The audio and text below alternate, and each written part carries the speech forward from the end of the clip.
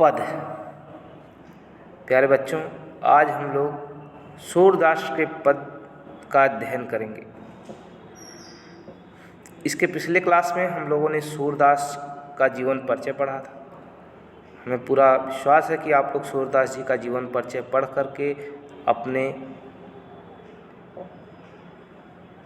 Notebook में उसे अवश्य लिखे होंगे।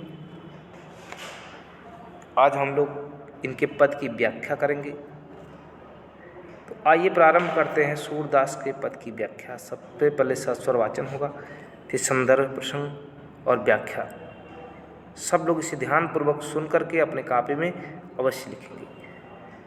चरण कमल बंदौ हरि राई, जाकी कृपा पंग गिर लंघे, अंधे कौ सब कुछ दर्शाई, बहिरो सुने गूंग पुनि बोले, रंक चले सिर छत्र धराई, सूरदास स्वामी करुणा में बार बार बंदों दे पाई। देखिए, इस पद में सूरदास ने भगवान श्री कृष्ण के कमल रूपी चरणों की वंदना की है, इसी का वर्णन किया गया इसमें। तो सबसे पहले हम लोग संदर्भ देखते हैं। प्रस्तुत पद्य में सूरदास जी ने सबसे पहले एक संदर्भ, प्रस्तुत पद सूरदास द्वारा रचित पद नामक शीर्षक से लिया गया है, जो हमारी पाठ्य पुस्तक हिंदी के काव्य खंड में संकलित है। प्रसंग, इस पद्य में सूरदास जी ने भगवान श्री कृष्ण की महिमा का वर्णन करते हुए उनके चरणों की वंदना की है। इसकी व्याख्या, चरण कमल बंदौ हरि राई।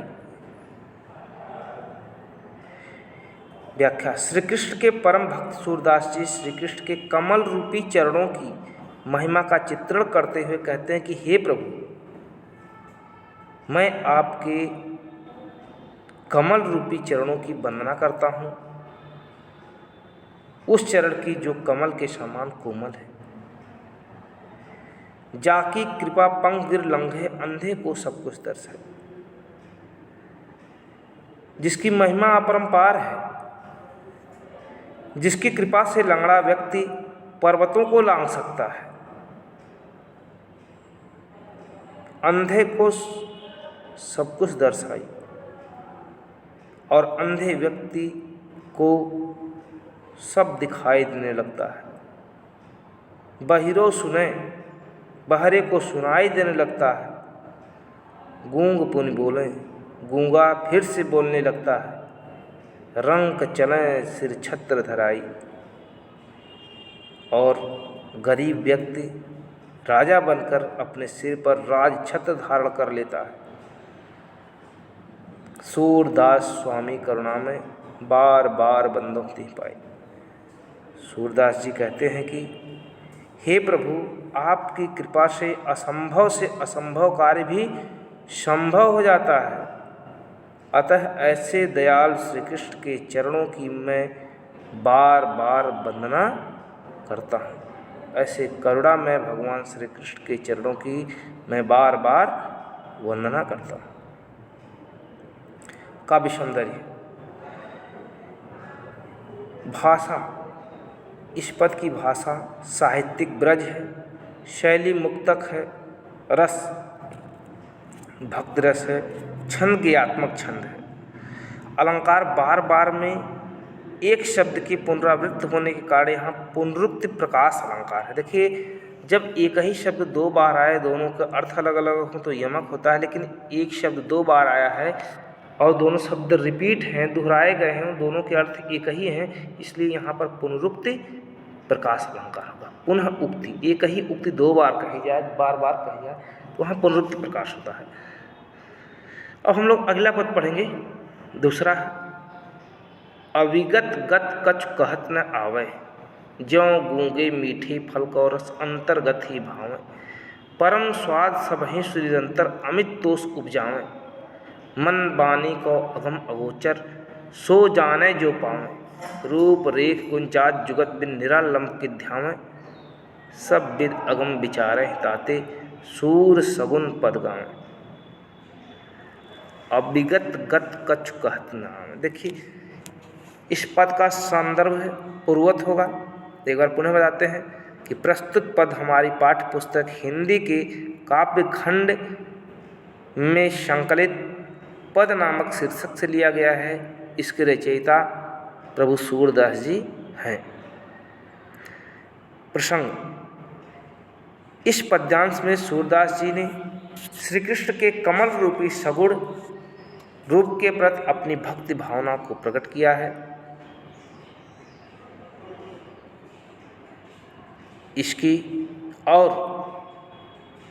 निराकार ब्रह्म की आराधना को अत्यंत कठिन तथा सगुण भक्त की आराधना को अत्यंत सरल बताया है। वे कहते हैं अविगत गत कछ कहत न आवे। सूरदास जी कहते हैं कि निर्गुण ब्रह्म की आराधना के बारे में कुछ कहा नहीं जा सकता, कुछ कहते ही नहीं बनता है। अविगत गत अर्थात निराकार ब्रह्म के बारे में कुछ कहा नहीं जा सकता। ज्यों गूगे मीठे फल को रस अंतर्गत ही भावे। वे कहते हैं कि उनके स्वरूप के बारे में इसी प्रकार से कुछ नहीं कहा जा सकता जिस प्रकार गूंगे मीठे फल को रस अंतर्गत ही भावे। जिस प्रकार से एक गूंगा व्यक्ति है जो मीठे फल का स्वाद अपने हृदय में ही अनुभव कर सकता है, वह बोल नहीं सकता है, इसलिए उसको व्यक्त नहीं कर सकता। उसी प्रकार से निराकार ब्रह्म है कि हम उसकी उपासना तो कर सकते हैं लेकिन उसके बारे में हम कुछ बता नहीं सकते, कुछ कह नहीं सकते। परम स्वाद सबहि सुनिरंतर अमित तोष उपजाएं। आगे भी कहते हैं कि उसी प्रकार निर्गुण ब्रह्म कि भक्त के आनंद का केवल अनुभव किया जा सकता है, उसे मौखिक रूप से बोलकर नहीं प्रकट किया जा सकता है। यद्यपि निर्गुण ब्रह्म की प्राप्ति से निरंतर अत्यधिक आनंद प्राप्त होता है। वे कहते हैं परम स्वाद सबहि निरंतर अमित तोष उपजावे।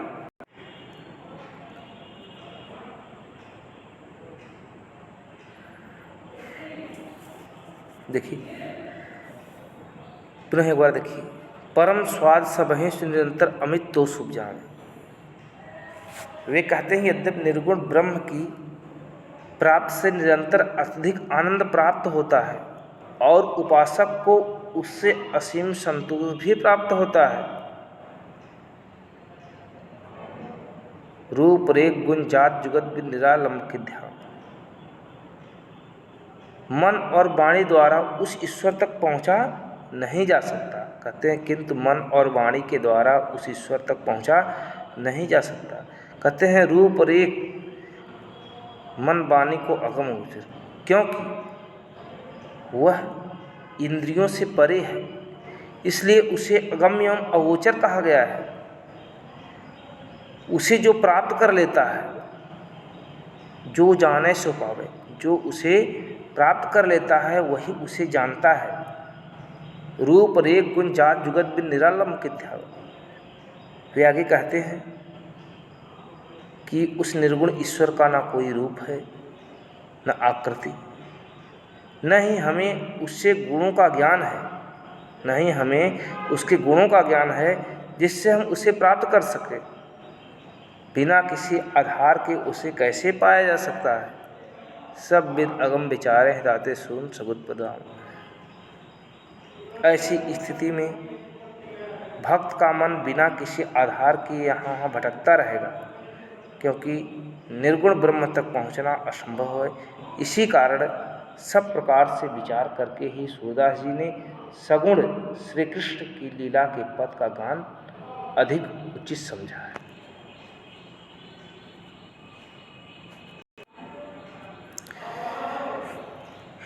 देखिए काव्य सौंदर्य, देखिए इसका काव्य सौंदर्य, इसकी भाषा साहित्यिक ब्रज है, शैली मुक्तक है, रस भक्ति एवं शांत रस है, गुण प्रसाद है, शब्द शक्ति लक्षणा है, लक्षण के माध्यम से प्रस्तुत किया गया है, और छंद गीतात्मक है।